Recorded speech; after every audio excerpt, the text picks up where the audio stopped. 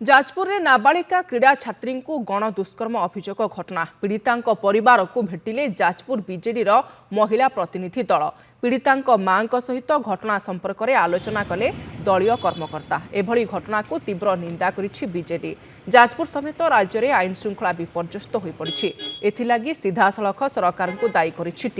Team रे जाजपुर विधायिका सुजाता साहू जाजपुर पूर्वतन सांसद शर्मिष्ठा सेठी जिला परिषद अध्यक्षा नलिनी प्रभा जेना जाजपुर पौराध्यक्षा रंजुलता होता महिला संगठन जिला सभानेत्री सबिता राउत जिला परिषद सभ्या मामिना मल्लिक जिला सभापति सरोज महापात्र प्रमुख सामिल थिले।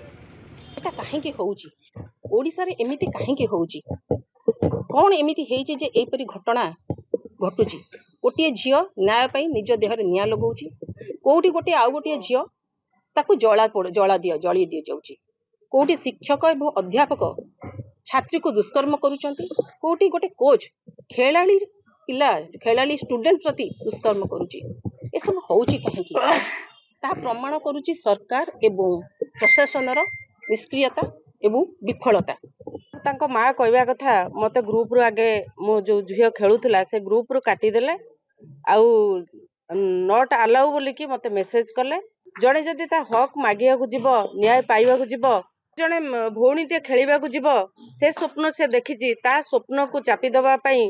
ता ठारू छड़ाई नउचंती। तेणु आज देखंतु ए अपारक ता सरकार जहा कि से गुण वर्षक भितर खजीर गछर मूलरू पाहच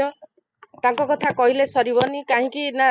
से जेतल कहउचंती वर्ष एक सफल अनेक किंतु आमे कहउचु वर्ष एक विफल अनेक। निरीह छात्री जो माने सी झीटर बयस मात्र 15 वर्ष जे हॉकी स्टेडियम को प्रतिदिन हॉकी शिखा को आखिर तार अनेक स्वप्न जे गोटे पीटी टीचर हेबी किंतु से पीटी टीचर ता सहित ताकू धरी विभिन्न प्रलोभन देखाई उपहार देवा ना रे ताकू गोटे लॉज को उठाई सेठी ता सहित दुष्कर्म करी आनी ताकू घरे छाड़ी देले। झीटी जेतेबेले ता माँ को सब कथा कांदी कांदी जणैला माँ जनक बहुत साहसी आमे धन्यवाद देबु सेंती माँ को सब माँ माने एमती हबा दरकार जे से प्रथमे चिंता कले आमे क्रीड़ा एडमिनिस्ट्रेशन ने जाई कि से मानकू जणैबु काहेकि ना झीटी छोट झीटी तार बदनाम को सब माँ मानकर डर थाई से एफआईआर लॉन्च करिबारे टिके जहाँ डेरी है आमे तांको कथारु जहाँ अनुमान कलु 5 जण ताको